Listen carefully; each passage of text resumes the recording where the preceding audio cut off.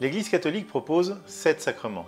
3 sacrements d'initiation, le baptême, la confirmation et l'Eucharistie, 2 sacrements d'engagement, le mariage et l'ordination, et 2 sacrements de guérison, la réconciliation et l'onction des malades. Sacrement vient du latin sacramentum, qui signifie serment. Chaque sacrement a été institué il y a 2000 ans par le Christ. Les sacrements font scintiller notre humanité de la présence divine qui nous habite. Le Christ est présent par la médiation du Saint-Esprit dans chacun des sacrements. Les sacrements sont des signes visibles du don gratuit de Dieu. Les sacrements et la Bible constituent les 2 poumons de la vie chrétienne. Le sacrement, avec un S majuscule, c'est Jésus de Nazareth. Jésus est le signe visible dans l'histoire des hommes d'un Dieu invisible qui est amour. Jésus nous fait entrer dans une nouvelle alliance. Bienvenue dans cet épître consacré au sacrement.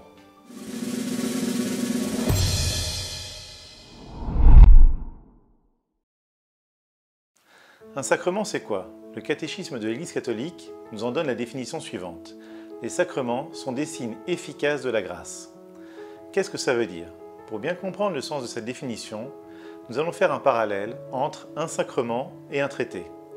Nous allons prendre de manière un peu arbitraire le baptême et le traité fondamental.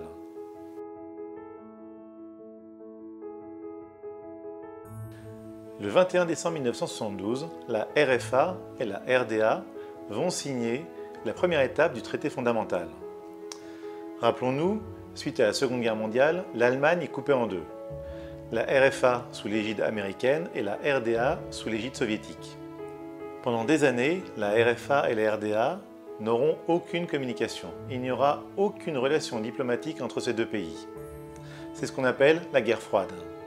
Le traité fondamental vise à renouer le dialogue, à recréer un lien entre ces 2 pays que sont la RFA et la RDA.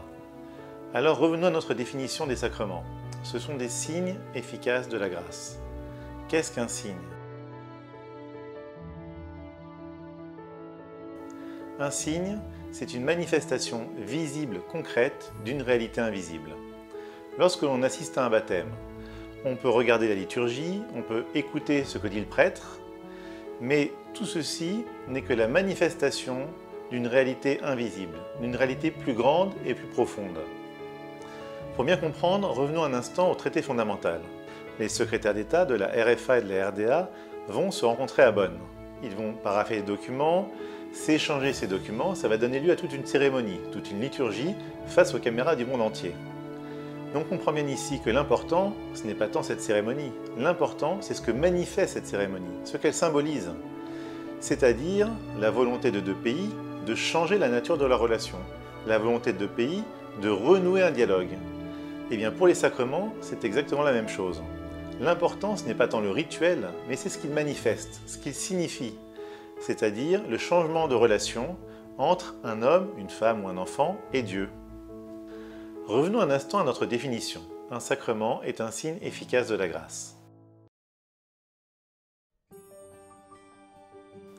Efficace signifie qui active. C'est-à-dire que non seulement les sacrements signifient, manifestent, symbolisent une réalité invisible, mais en plus, ils activent cette réalité invisible. Faisons le parallèle avec le traité fondamental. Le traité fondamental manifeste, symbolise ce rapprochement entre les 2 Allemagnes, mais en plus, il active ce rapprochement. C'est grâce à lui que ce rapprochement va pouvoir s'opérer. Les sacrements sont des signes efficaces, c'est-à-dire que non seulement ils manifestent ici un changement de relation entre un homme et Dieu, mais en plus de manifester, ils activent ce changement de relation. Revenons un instant à notre définition, qui était « Les sacrements sont des signes efficaces de la grâce ».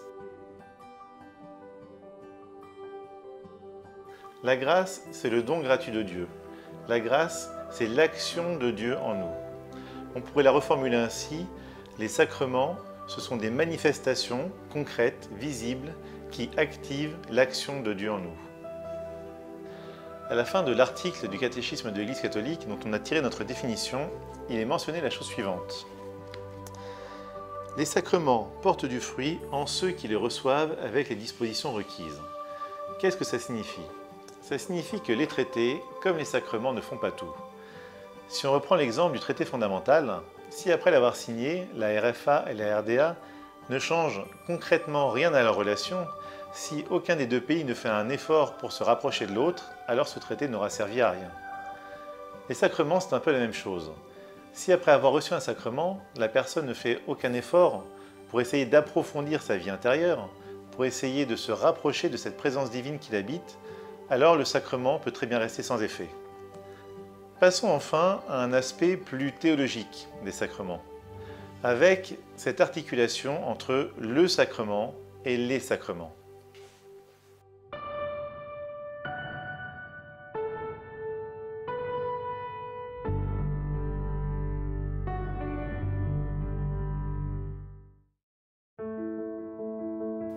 Dans le christianisme, le sacrement avec un S majuscule, c'est Jésus de Nazareth. Jésus est le signe, la manifestation concrète dans l'histoire des hommes d'un Dieu invisible qui est amour. Il le dira d'ailleurs lui-même, « Celui qui m'a vu a vu le Père ». Jésus est le sacrement, il est le signe efficace de la grâce. Il active une nouvelle manière d'être croyant, il active une nouvelle alliance. Lors de la première alliance, nous étions, comme l'écrit saint Paul, soumis à la loi, soumis à un cadre juridique que l'on devait respecter.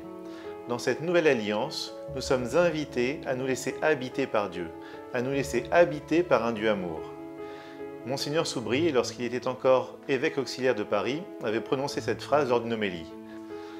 Notre passion, c'est de croire que le cœur de Dieu veut battre dans le cœur de l'homme pour lui imprimer le rythme de son amour. C'est ça, la nouvelle alliance ouverte par le Christ. Mais alors quel est le lien entre Jésus, le sacrement, et les 7 sacrements dont nous venons de parler?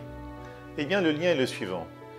Les sacrements sont un prolongement dans l'espace et le temps du sacrement. Qu'est-ce que ça veut dire? Ça veut dire qu'il y a 2000 ans, Jésus agissait sur les chemins de Galilée, par ses enseignements, par ses paroles, par ses miracles. Aujourd'hui, Jésus est invisible. Mais il est toujours présent, par la médiation du Saint-Esprit, au cœur de chaque sacrement. Jésus est présent dans un baptême qui est donné aujourd'hui à Pékin. Jésus est présent dans un mariage qui est donné aujourd'hui en Italie. Jésus est présent au cœur d'un sacrement de réconciliation qui a lieu aujourd'hui à Buenos Aires. Les sacrements sont un prolongement dans l'espace et le temps du sacrement qu'est Jésus. C'est maintenant que nous arrivons à la dernière étape.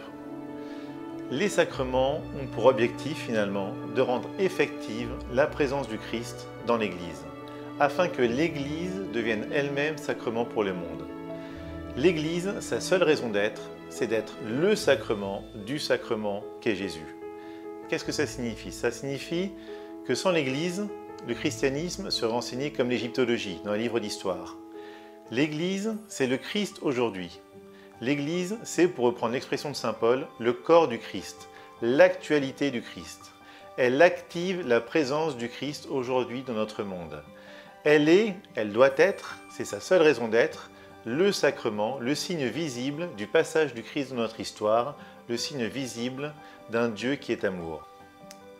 Pour reprendre de manière synthétique ces 3 étapes, Jésus est le sacrement, le signe visible, la manifestation concrète d'un Dieu invisible dans notre histoire. Les 7 sacrements sont un prolongement dans l'espace et le temps du sacrement que Jésus.